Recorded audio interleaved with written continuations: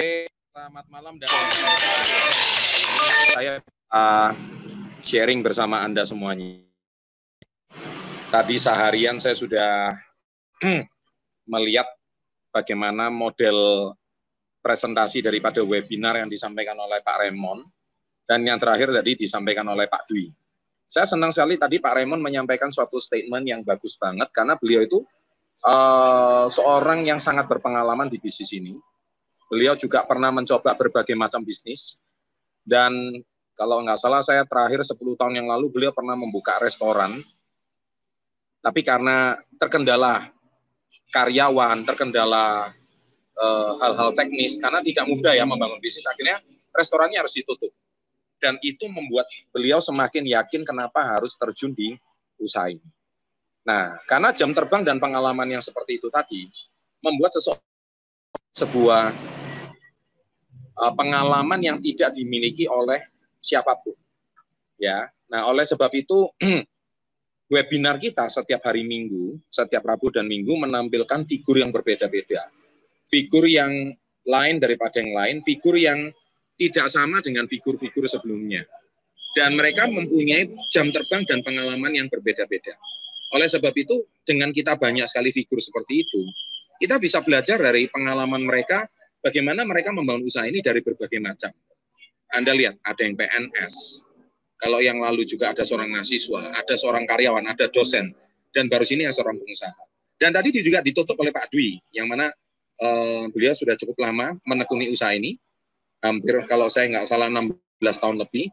Dan tadi beliau memberikan sebuah statement yang sangat bagus tentang bagaimana industri ini itu adalah sebuah industri yang lagi booming-boomingnya zaman sekarang. Sebuah industri yang kemungkinan belum pernah sudah booming, tapi sekarang jauh lebih booming setelah corona.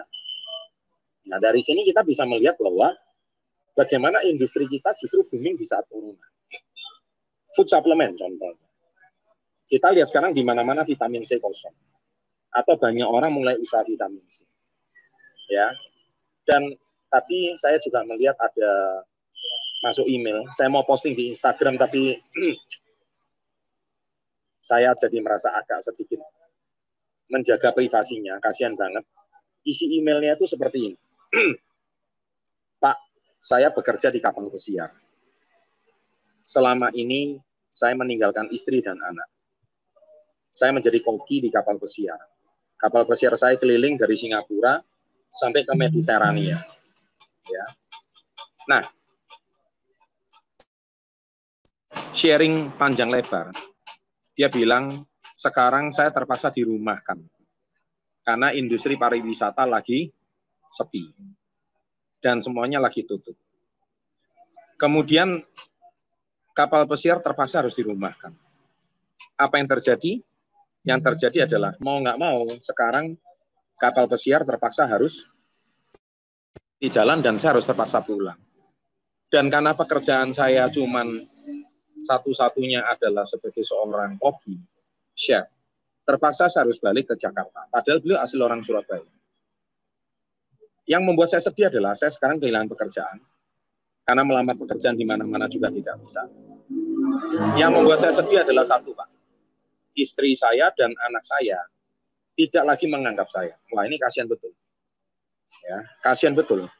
Tidak lagi menganggap saya. Saya mau berikan sebuah tulisan emailnya tadi itu, saya menjaga nama privasi orang. Jujur Pak, saya sekarang sangat frustasi, bingung, saya menemukan video Pak Chandra. Setelah saya sharing dan mendengarkan video Pak Chandra, satu hal yang saya sangat kagum adalah saya bisa mendapatkan banyak motivasi. Please, bisakah Pak Chandra memotivasi saya? Maka saya di YouTube setiap hari banyak konten motivasinya. Terus terang Pak, saya mertua saya sudah tidak dianggap, dan saya jujur sekarang cuma tinggal di kos seorang diri. Kos, ya, seorang diri. Tahukah Bapak, saya hampir bunuh diri. Karena saya sudah frustasi, kehilangan pekerjaan, kehilangan keluarga.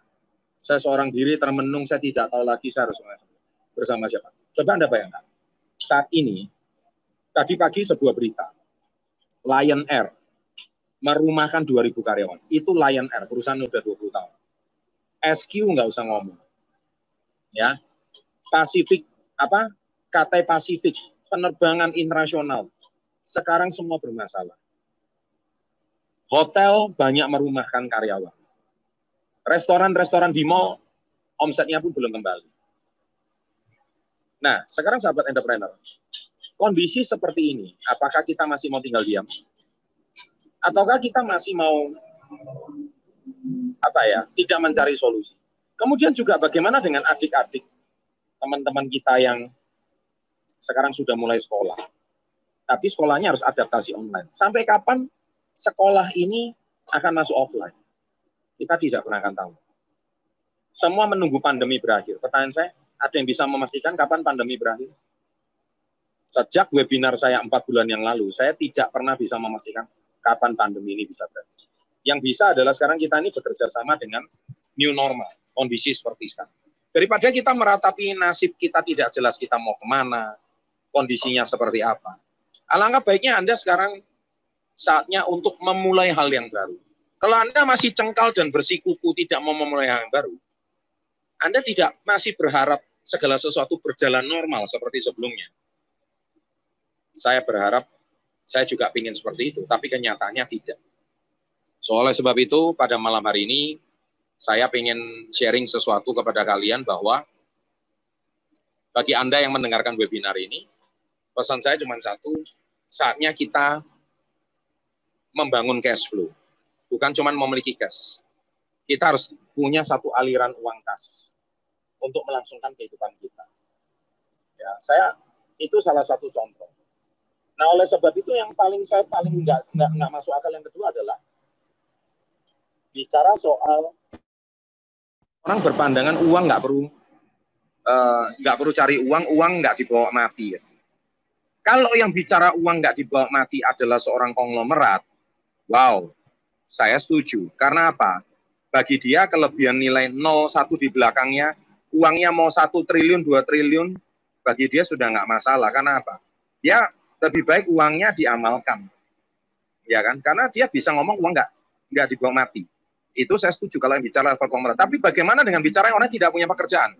Saya mau sampaikan kepada kalian, coba besok Anda masuk Alfamart, dan Anda waktu mengambil snack atau mau mengambil makanan atau ambil minuman, terus Anda bilang sama kasirnya, saya minta ya ini ya, loh Pak ini harus bayar, loh uang kan nggak dibawa mati, saya pengen tahu gitu loh, iya kan? Terus besok Anda mau masuk sekolah, Anda ngomong sama kepala sekolahnya, dan Anda bilang, sorry ya uang nggak dibawa mati, jadi saya nggak perlu bayar uang sekolah.